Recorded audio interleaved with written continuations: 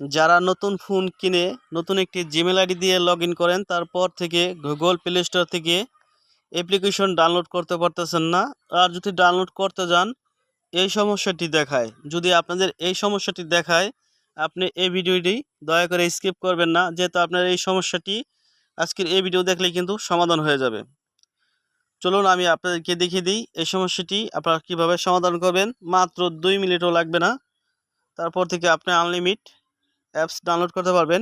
এটা শুধু নতুন ফোন কিনলে হয় না, এটা যারা নতুন জিমেল খোলেন তো তাদের ক্ষেত্রে এই সমস্যাটি হয়। ঠিক আছে, আমি আপনাদের কাছে রিকোয়েস্ট করব, আমার এই ভিডিওতে আপনারা অবশ্যই লাইক করবেন আর অবশ্য কমেন্ট করবেন ওয়াও নাইস ভিডিও কিংবা আপনাদের ভালো মন্দ মতামত।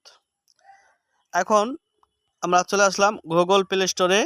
গুগল প্লে স্টোরে আসার পর এখানে আমরা যে অ্যাপসটি নামাই ডাউনলোড করতে যাই এই সমস্যাটি দেখাবে। এরকম যদি সমস্যা দেখায়, আপনারা এখানে ইউজ পাসওয়ার্ড চাইতেছে, ইউজ পাসওয়ার্ড আপনারা দিয়ে দিবেন। ইউজ পাসওয়ার্ড মানে হচ্ছে আপনার যে জিমেলটি এই গুগল প্লে স্টোরের সাথে অ্যাড করা, মানে সেট আপ করা, ওই জিমেলের পাসওয়ার্ডটি এখানে দিয়ে ডান বাটনে যখন ক্লিক করবেন এই সমস্যাটি সাথে সাথে সমাধান হয়ে যাবে। যদি পাসওয়ার্ড আপনাদের মনে না থাকে, এই পাসওয়ার্ডটি কিভাবে আপনারা বের করবেন তা চলুন আমি আপনাদেরকে দেখিয়ে দেই। এই পাসওয়ার্ডটি যেমন আমার মনে নাই, আমি এখন কিভাবে এই পাসওয়ার্ডটি বের করব আপনাদেরকে দেখিয়ে দেই। এই যে দেখেন, এখানে কিন্তু জিমেল রয়েছে আমাদের। এই যে জিমেলটি এখানে সেট আপ করা আমাদের গুগল প্লে স্টোরে, এই জিমেলটি আমরা সেট আপ করবো আমাদের ফোনের জিমেলে। এই জিমেলে চলে আসলাম, আসার পরে এই জিমেলটি সেট আপ করা আছে কি না সেটা আপনারা চেক দিবেন। আর যদি সেট আপ করা না থাকে, আর 2-4টা জিমেল থাকতে পারে, সেটা এখান থেকে খুঁজে ওটাই সেট আপ করে মানে অ্যাড করে নেবেন।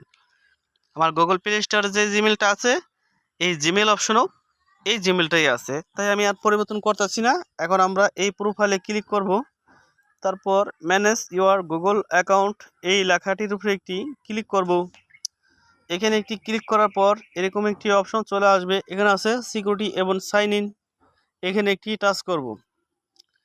এখানে একটি টাচ করার পর আমরা একটু উপরে যাব, এখানে লেখা আছে পাসওয়ার্ড, এই পাসওয়ার্ডে এই ক্লিক করব।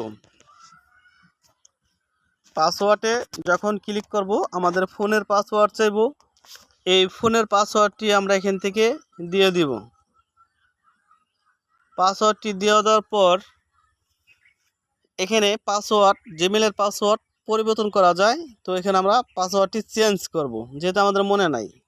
উপরে আমরা একটি পাসওয়ার্ড দিয়ে দিলাম, এই পাসওয়ার্ডটি হুবহুব আমরা এখান থেকে কপি করলাম।